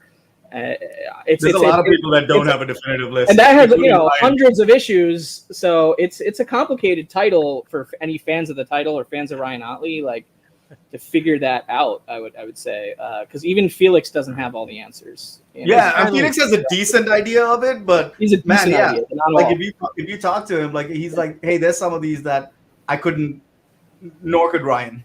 Right. Yeah. Yeah. Just wanted to say to Stanley, I mean, I appreciate you coming by every week. I really do. But like we said, this was supposed to be a show about nothing. The episode hadn't. And besides Blue Lines, for the most part, it has been. But better to talk about at least a little bit of comics, TV shows, related stuff. Better than absolutely nothing, right? Come on, it's a tough crowd, man. It's a tough crowd tonight. Tough crowd. Woo! so there was something that I wanted to talk. I just had it, and you guys. I was listening to you guys, and then I just lost it for a second. Hold on now. Something that I really did want to bring up. Was it comic art related, or else? No, yeah. The show? Or was it health related about circling back? And now the more I talk, the deeper into the recesses of my mind it goes. Anybody have anything else they want to bring up? Oh, we got the vacuum cleaner. The vacuum's black. Yeah, there's a vacuum cleaner again. Yeah. What the hell, man? I'm sure it's my air conditioning. Probably. Oh shit! It's still 102 degrees here in Las Vegas. Really? Oh, It's super steamy here, but maybe 90. But that's really hot for us, We're way up north, so. I think we got to low 80s in NYC today, which is kind of cool. Hey, guys. So let me throw out something because I'm curious, actually, for the guys watching in the chat and you guys, of course, in the studio. So I've been talking lately with a couple of guys, my friends, who were sort of bringing up that, hey, I just got this package, or one guy said I got this package shipped to me from Heritage, and another guy said I'm gonna get my package, shipped from Heritage, but this is what they want for it, whatever. And when they told me the prices, I was like for one guy, so he's overseas, right? And he's like in Europe, and he's got 3 packages. If you split it up, he's been saving a lot of stuff up there. Is this like auction wins from Heritage? Auction, yeah, or? exactly. Yeah, exactly. And so let's just, to make it simpler, let's just focus on one package. Each package will be approximately 20 pages or so. Okay, so it's got weight to it. And they're looking to ship it again overseas, and it's FedEx. I get that. They're asking for $240, or was it $240? Sorry, no. It's going to be about $213 for each package. But here's what I said. I said, to me, given my experience with FedEx over the years, it depends. Like if they're using, the overnight service, the next day service, then I feel like shipping it overseas and it's 20 pages thick, that seems like it doesn't shock me. But he feels it is. But here's the rub to that.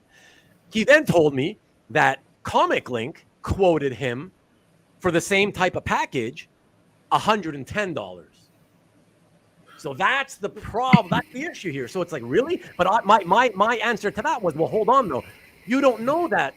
Again, just like the Heritage thing. Heritage may be doing next day, whereas Comic Link may be doing, their 3rd tier service where it's 4 or 5 days from now or whatever, right?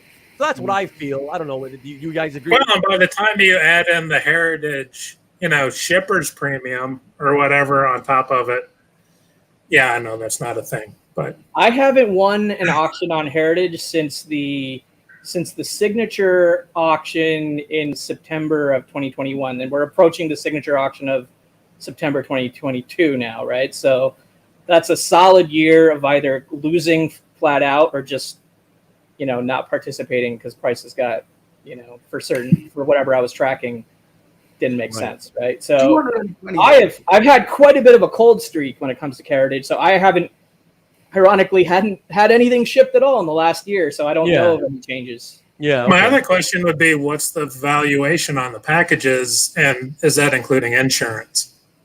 It doesn't matter because, and let me just quickly say to Scott. Scott, no, he told me specifically that he was told FedEx. No, well, see, the whole thing about the declaration has nothing to do with it. That's on the receiver's end that it becomes an issue. So the shipper, it doesn't matter. The shipper just bases, whoever they use as a carrier, which is FedEx in the case of these 2 auction houses, right? They just have to base it based on whatever FedEx quotes them. It's up to them. Some companies who ship, they will actually add a profit so they can make some money on the shipping or whatever. But, whatever. But that's all it is. It has nothing to do with what they're going to declare it for or whatever. But not the declaration if you're actually insuring the package for the value amount. No. But the way it works with the auction houses is, as long with FedEx, for example, Heritage and using FedEx, right? that's their go-to. It's FedEx. That's the default. With that default, as long as you use that, what I've been told directly by them is that you're insured, right? Because then the reason that came up as an issue is because I being in another country outside the United States, I'm cool with having to pay my 15% sales taxes. All right. I mean, I'm not cool with it, but whatever. I get it. I got to do it. Right. But what I don't like is that on top of the extra 15% sales tax, I really feel insulted, and it's like a slap in the face when the FedEx and all the brokerage, all these carriers like FedEx, UPS, anybody outside the post office, they also tack on a brokerage fee for clearing your stuff through customs, right? The post office doesn't do that. They charge you a $10 maintenance fee. That's it, and that's the thing. So for me, I'm like, oh God, like, no, Heritage, please do all my shipments with the post office, please. And they said, no problem, we'll do that. But you have to understand, if we ship it to you by post office, you're not insured. I mean, that sucks. You're not insured from their end, but right. In other words, if on the way to me the package gets crushed or disappears forever, they said, sorry, but that's your loss. I guess whoever their insurer is probably tells them, okay, this is the price. This is what we're going to cost you for your insurance every year, for your shipments, but you got to use FedEx. You know what I mean? That's probably. I'm assuming that's why. Different corporate policy. Say again? They're covering it under a different corporate policy. Yeah, whatever. Yeah. Like me as an individual who would be insuring a package for its value, they wrap it into an overall insurance deal. Right. Dwayne's a pain. The buyer pays duties and fees on the shipment, and we get returns from customers unwilling to pay those charges. Yeah. I mean, I know that happens with people outside the country too. I'm aware. I don't do that. I've never done that, not even once. Yeah, there's pros and cons, and I get it from both sides, from every country, depending on where it's coming from, where it's going to, and all that shit, So, but guys, I wanted to bring up something. It's actually what I wanted to bring up earlier, and then I remembered. So somebody, another friend of mine was telling me, I last week I conducted my art drop, right, on Sunday night, and we were talking about it. He was like, was the vintage art, yeah, with consigners and everything. Yeah. That one. And he said, how did you feel? How do you think it went? Whatever. And I was like, yeah, I was disappointed for this reason and that reason, whatever. Although it got better with post. Right. Once you post it up online afterwards, a bunch of other stuff. Yeah. So I got some post sales, whatever, post sale sales, so it's fine. But it brought up an interesting topic. When I was telling him I was disappointed or whatever, he was telling me that he goes, you know what? Remember a few weeks ago we were speaking, and I told you at that time, I feel that there's this, quote unquote, art sales fatigue setting into the market, And at the time I said, I remember that. I remember you saying that, and at the time I didn't feel it myself, so I said no, right? But now, over the last few weeks, and now that I got to thinking about that, it kind of, I started feeling, you know what? It does feel like lately, especially, and again, maybe this is no different today than it was a month ago or 2 months ago. Maybe there has been no change, but I do feel like in recent weeks, suddenly I'm like, yeah, doesn't it seem like there's always either an auction starting, and then immediately one just ended, another one starts up, and you got all the claim shows, right? And it just seems like, whoa, maybe it is. Is there? Do you guys feel like the prices? The prices I can't feel. I can't say that I feel I've seen, a corresponding sort of cooling off or dropping. Not really. No, not like you see in graded CGC comics, by the way, which have kind of leveled off a little bit. Like they're still high, like they're still much higher than they were, 2017, 2018, 2019, even majority of 2020. They're still at higher levels, but there was a market high in CGC graded comic books for like Silver Age keys and all sorts of, I guess what you would call money books or, valuable books. And a lot of those prices plateaued around spring, early summer of 2021, and have backed off about 15% or so now, maybe a little bit more in certain books or certain conditions, right? So that's one, that's a market that has a lot more data, right? At specific conditions of comic books. We're dealing with a one of one assets for the most part, right? One of one. Yeah. Not bringing up blue lines ever again, even though I didn't. And I haven't looked at like every single auction of the entire year of 2022 from January till now, right? But I haven't seen any sort of indicator that widely across the quote unquote market that there's a pullback, but I could be wrong about that. Here's like my recent perception of it, and tell me if you guys agree. I know that wasn't really directly answering your question. I do have an answer to your question, but I'm going to let Eranga. No, go ahead, finish up. Go for it, dude. No, you go. I'm still formulating. I'm still formulating. My perception has been like the mid-tier stuff, right, has seen a little bit of a drop off, like when you're either listing stuff for sale or on claim sales or whatever. The primo stuff, I mean, it's still out there going like hotcakes when those things get put out. But it just seems like the middle for a lot of people, it seems to be kind of taking a hit because if you're gonna say, okay, hey, there's a page, and there's also this thing feeding in where like every page has to be $1,000 minimum. I mean, that seems to be coming in regardless of artist or book or whatever. But I think like you see the $300 to $500 pages, and you're like, hey, we could kind of mid-tier panel pages, talking heads. It might have a little action in it, whatever. Or you could save it up because there's a heritage auction coming up or a comic link auction coming up. That seems to be the middle. Seems to be what's getting squeezed. But when you Eranga, when you say squeeze, I kind of was focusing a little bit on looking at the chat and stuff. Are you saying that you've noticed in that sort of pricing level? Do you mean like a drop or like a lack of not in the pricing level necessarily, but like okay, I can't speak for other people.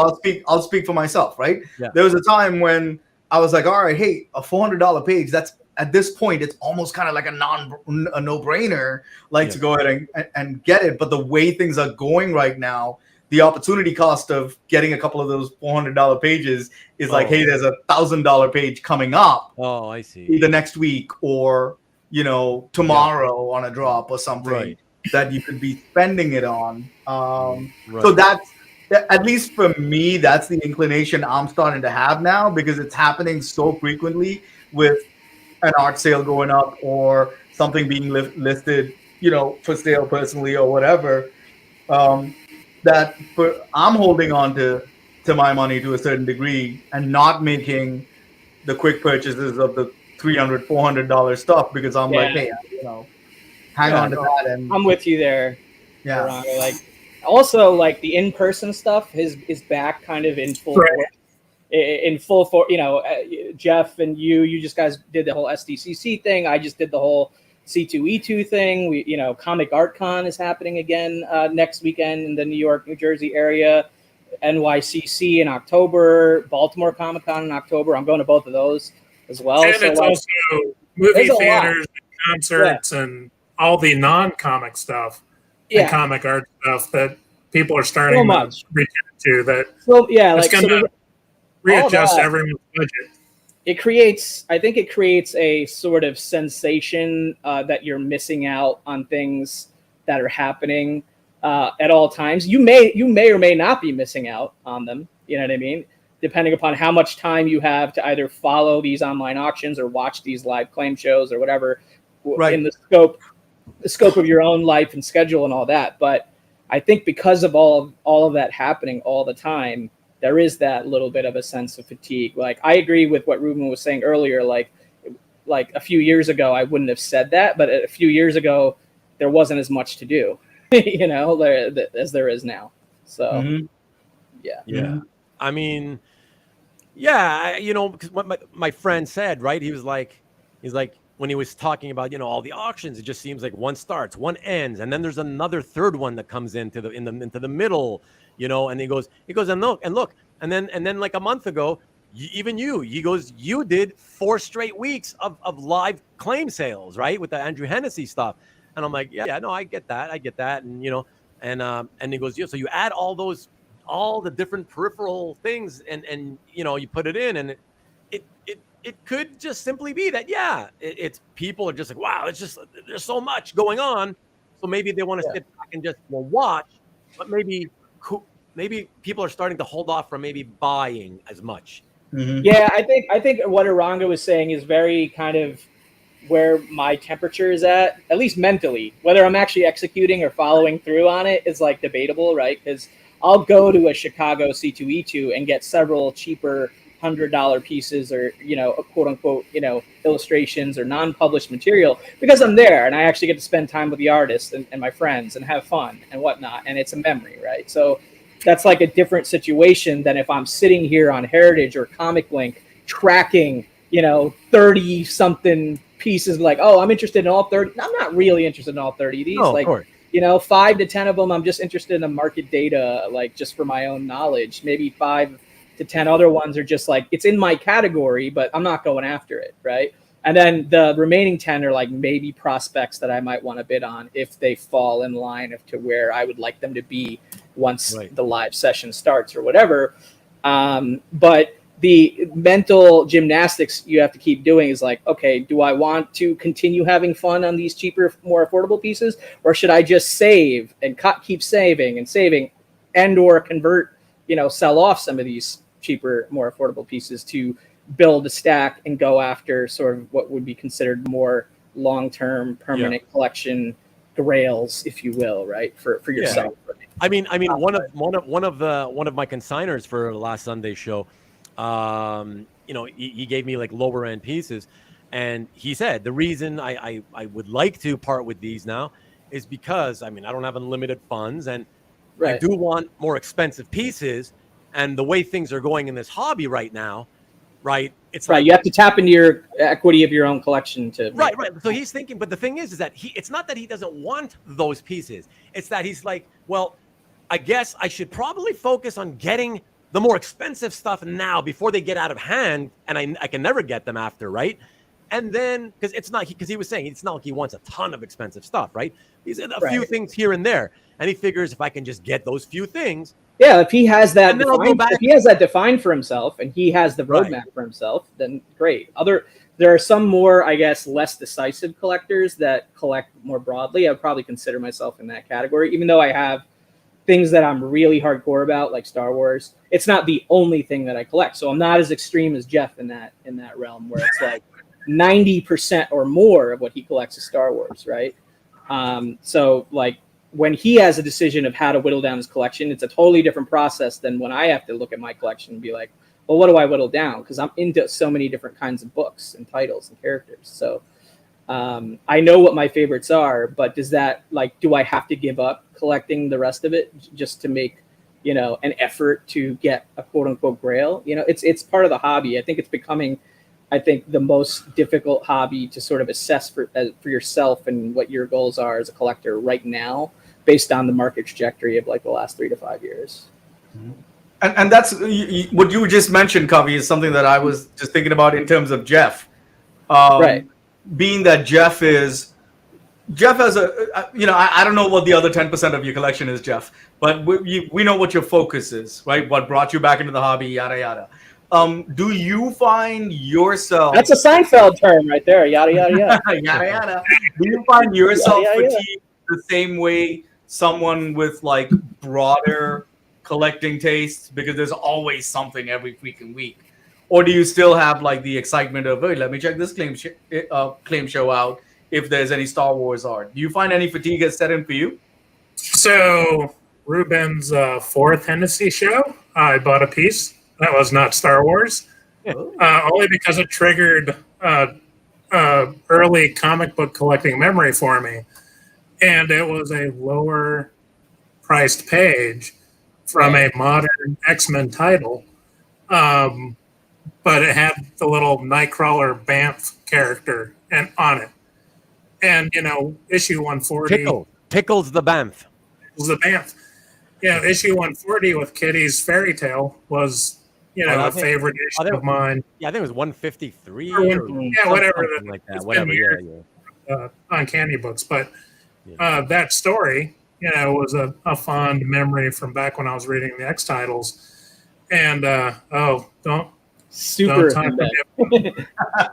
That's what I've been distracting. If anyone keeps wondering what I'm looking down at, it's either the Chihuahuas or the Hembeck auctions that are ending on eBay. You should put together like a massive 100 Hembeck display in one giant frame. That would be amazing. So I've started putting them in albums, and I'm doing 9-card themed pages. The flip books with the 9 cards. Nice. So I've got a page that's all Star Wars, a page that's all Kirby influenced X-Men from Fred, and so the temptation to chase a squirrel is always there, and it's not always a Star Wars squirrel. I mean, my focus is really the original Marvel because that's what I read. Hard to say Star Wars squirrel though when it comes to certain people like you and me. It's weird because I will admit that I feel like some of my Star Wars pieces are squirrels in a way, but at the same time, they're Star Wars. So I just feel that's another within your category, what's a squirrel and what's not a squirrel. That's even more nuanced to figure out. Right. Also, the original Marvel books from the 70s and 80s is what I read. And then I'm friends with a bunch of the folks that were drawing the Dark Horse books in the 90s and early 2000s, like Peroni and Dan Parsons and those guys. Mm-hmm. And so pages by the folks that I know are sort of my focus. And then pages from those original books, more so than the stuff that Marvel has done since 2015. Right, but you bought quite a bit of the Marvel stuff from 2018. But I have also... including 15 Dr. Aphra pages from a few years. It's probably more than that at this point. But so do you really consider those squirrels then? Because when I look at it from the outside, I don't look at it as a squirrel for you, but you're telling me it is. So when Scott was doing his little Venn diagram categorizing of what's collectors, my thing originally was trying to get a representative page from each artist who's worked on a Star Wars book. Well, there's a lot of them. A lot, yeah. And some of them, to get a Howard Chaykin from the first 6 issues is going to be a major investment that could replace my 20-year-old car. So, I've got to weigh what I'm chasing with the modern market. And part of what has shifted my purchasing rather than collecting at the moment is investing in some of the newer Marvel books because of Disney Plus. Mm-hmm. Yeah, I mean, that makes sense. No. Because there could be Chipmunk love. But, Dr. Aphra, as a Star Wars character, I'm banking is going to turn up on a Disney Plus series in the next 5 or 10 years. For sure. And so I've been picking up some extra pages. Get those first appearances now, everyone. Right, more as an investment for future. Well, her first appearance was in a Darth Vader book, Darth Vader #3, right? Which happened to be the 2 monoprint pages I picked up. Yeah, so that's when earlier when he was like, "I know what you're talking about," I knew that's what he was talking about. That should be an interesting, that should be a really interesting one for the market, Jeff. Not that you would sell those 2 monoprints, maybe you won't, but let's say Dr. Aphra gets some sort of live action presence in Star Wars, a movie or a Disney Plus show or whatever. Now you have you have 2 of her first appearance pages from that Darth Vader 3 book, but they're monoprints. would you try to move those? Like you're now taking advantage of the fact that this happened because it was a squirrel, or you still keep it because it's Star Wars and now all of a sudden the character means a lot more, you know? That's gonna be interesting to see what happens. Yeah, and it's not art, quote unquote, or is it, right? But your pool of potential buyers with Star Wars and Disney Plus has kind of gone beyond just traditional OA guys. Totally. Right? That's what's great about the Star Wars market. That's what's kind of neat about it, because the second, they don't give a shit that, oh, you mean it's still, you can market the monoprint as like one of one, right? It's got a hologram, a watermark, whatever the hell. Your pool of buyers is significantly larger than someone that's buying traditional. Than just straight up OA market buyers. Yeah. Yeah. So I think you're gonna hit back, man. Yeah, the squirreliest pages. I'll tell you what to do, Jeff. You do move those pages on, but you move them on to me. Right. They can be my first monoprints. I don't have any monoprints, but no, I'm just kidding. Right. So I will say that, I've now got quite a few pages from the Legacy 2 series by Brian Tees. Yeah, those ink wash pages. Those ink washes. Yeah. And that book has zero attention. I mean, it was being produced right at the Dark Horse to Marvel switchover. They got truncated at 18 issues, and Marvel immediately said it's not canon. Right, and they didn't really feature sort of the A-list tier characters. Because it's set hundreds of years in the future, and it's a Han Solo descendant. Right. And so in terms of the story and all, I think the bigger Star Wars community is ignoring it because it's no longer canon. Yeah, which is why you and I are able to get those pages on the cheap and clean up. So.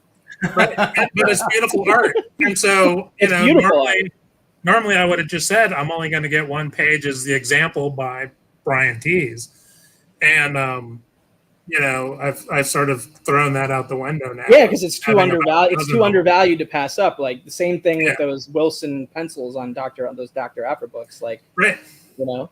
I don't know if you guys have do you guys sell any of your Star Wars art? That's part one of the question. I haven't sold any Star Wars art. Part two of the question is, if and when you do sell it, have you seen a larger pool of people that you don't normally see or talk to when they're trying to pick up art? Well, my answer is going to be quick because I have not sold any Star Wars art. I've sold art and I've gifted art and I've traded art. But none of those were Star Wars related. No, specifically Star Wars. Yeah, none of those are Star Wars related, so I don't have specific insight into that. I have bought Star Wars art from other Star Wars collectors, Jeff included. So Jeff can answer the question. I have sold Star Wars art. I've not sold a lot of Star Wars art. But in trying to sort of focus my collection at one point, I steered towards interior pages. And so the few covers I had, I've pretty much sold just to turn those into interior pages. And I had a Dave Dorman painting that was not comic related that I recently sold, and then converted into more Star Wars interior. More interior pages, yeah. Right. Hey, I just want to jump in here for a sec. Sorry to sort of segue, but it's segueing with Star Wars. Did you guys, by any chance, happen to see that piece that Byron Ham posted of Star Wars with the almost Apocalypse Now type movie poster style, Darth Vader running towards the camera and the AT-AT walkers behind him? Did you guys see that? Yeah, I'm vaguely remembering this. Yeah, I'm vaguely remembering it. Oh, vaguely. Oh, yeah, because it was phenomenal. I'm not even the Star Wars guy, but that was like, wow, that's beautiful. I thought that was really, really nice. Dude, anytime someone does like an homage poster to that Apocalypse Now poster, with the sunset and the what's his name's face in the background. I know Kari Andrews, when he was doing cover art for the Hulk run, he did a cover for it that was phenomenal. It's like one of my favorite Hulk covers ever. All digital. Yeah. All digital. Yeah.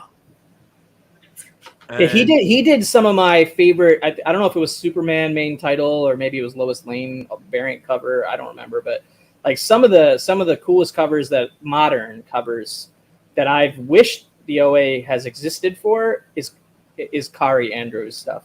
Yeah, really? So, he's phenomenal, man. Just absolutely phenomenal.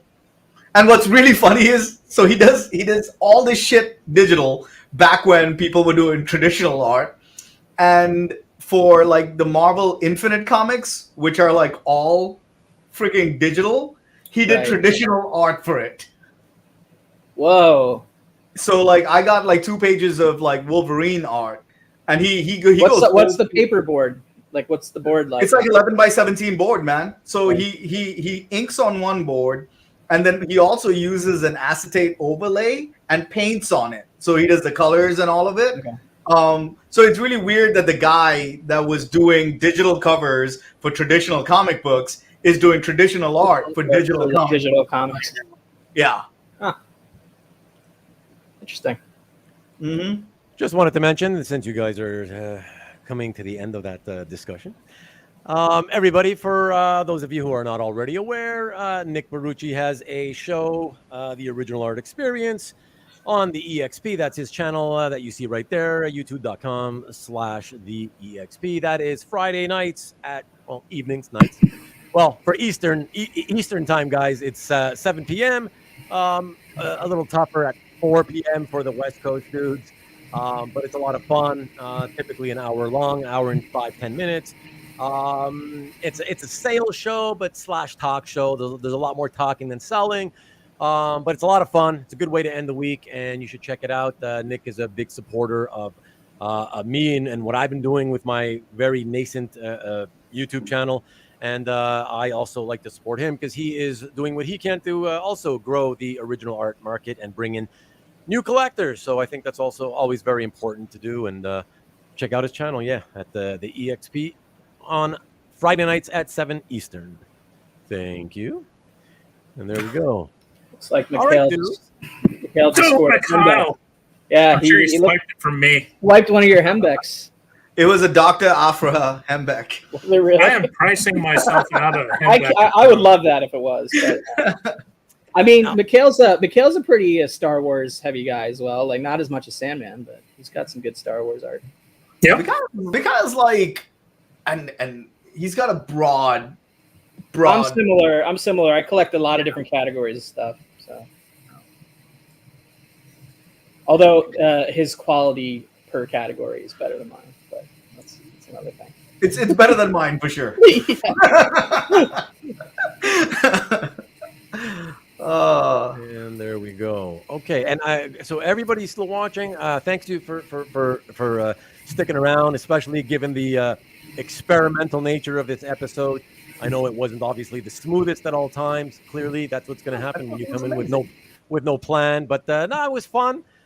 Before everybody starts to leave, though, I did want to just mention, because next week, I know some of you know, but in case for those of you who haven't seen the graphic for next week, all right, I'm going to be with my family, not really vacation, call it what you want, but we're going to be away at a friend's house. Let me put this up here. So we're going to be at my friend Jeff Singh's house, fellow collector. Jeff. Oh, sorry, what? I just said Jeff. He's awesome. Oh, okay, cool, yeah. And so we're going to be at Jeff and at his house with his family.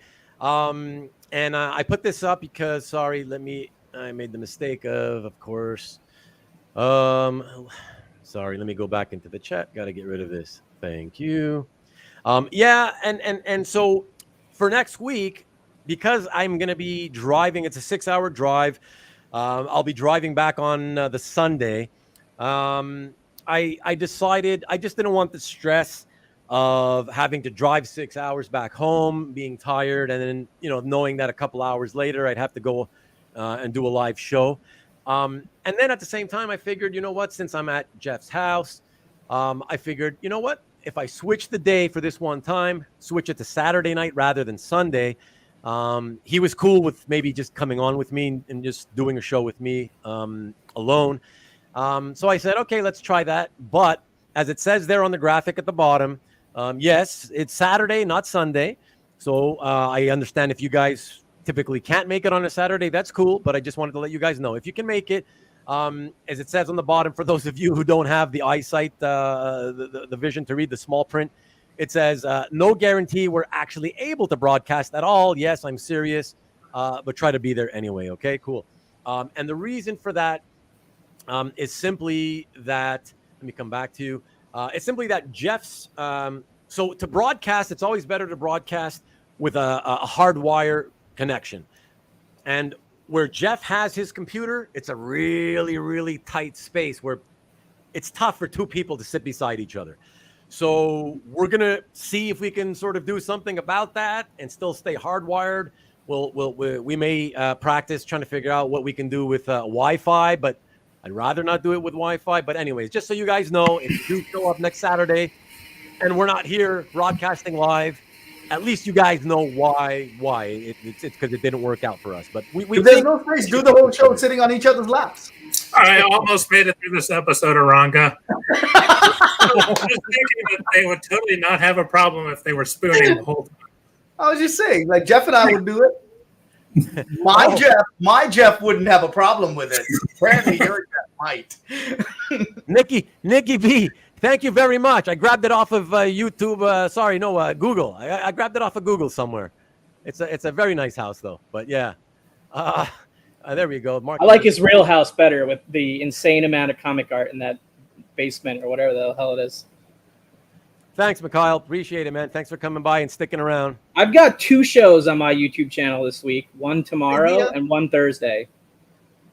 Okay, so tell us about that before we go. Tomorrow on the Comic Books NYC channel, I'm going to go through my road trip and show my haul and some highlights of that whole journey, as well as what I picked up at C2E2 and what I picked up at comic shops along the way, that kind of thing. So that's Monday at 7:00 Eastern, and then on Thursday at 6:30 Eastern, so like really early, because my guest has a weird schedule, so that's like the only time you can do. A friend of mine, Mark, his real name's Mark, but his YouTube personality channel name is Asian Funk Comics. Oh, you know Mark? Yeah, of course I know Mark. He's a buddy of mine. So so he's going to be on my original Art Hour show. He's been getting heavy into the art the past year or so. So he's got a bunch of art that I didn't know he even had. Some of it I knew he had, but he sent me about like 40-something pieces. So he's going to be hopping on the original Art Hour and showing some of his art from his collection. So that's on Thursday at 6:30 Eastern on my Comics channel. So yeah, I actually have 2 shows in a week, which is like a rare occurrence for me on my channel. I had to do a bunch of work. Man. I had to do a bunch of work to prepare those shows, which is, the total polar opposite of this show about nothing. So I appreciate the invite. Appreciate the invite and the lack of all prep work that occurred for this show. Like you guys have all said, that's why you agreed to do it. Like, oh, what? No work, just show up. Okay, I'm in. Exactly. So, okay, that's honestly, I didn't think about anything today or like the week leading up to this. I just we're just gonna show up. I mean, it might be a train wreck. Yeah. Stanley thought it was a bit of a train wreck. He was not wanting that non-art talk. Oh, Stanley, why you gotta be a Grinch, man? We'll talk, Chris. We'll talk. But thank you again, guys. I appreciate all the 4 of us, the 3 of you guys for saying yes to this. This was so cool. I appreciate it. Like I said, I really didn't expect anybody to want to do it. So the fact that you all did and quickly, on top of it, you quickly said yeah, that meant everything to me. So really appreciate you guys. Thank you. Congrats on 300 subs, man. 300 subs. Yeah, man. Yeah, exactly. And thanks again to everybody who has been a long subscriber, of course, and to those of you new guys who have been subscribing all this past week, because I was I think I needed almost 20 subs after the last episode. So, and it wasn't initially looking like it was going to hit 300, but I was hoping, and it has now hit that, and I'm super stoked. So I guess the next short-term goal is 500. So let's aim towards that. And Chris Edwards is requesting more shows about nothing. So I think that's all we need to hear. Oh yeah, where is that? I don't see that. It's somewhere in there in the comment section. There you go. Really? I don't know. Chris, and by the way, Chris, thank you for always showing up and supporting the show. I appreciate it, man. I really do. Just want to say, yeah, more people. I think I would need at this point. I feel like I would need more of you guys in the chat to sort of give your opinion honestly, whether it's in the chat or by emailing me. I'd have to see more people actually say that before I actually did another show about nothing. Sure. But Sally's creating like 20 fake email addresses right now.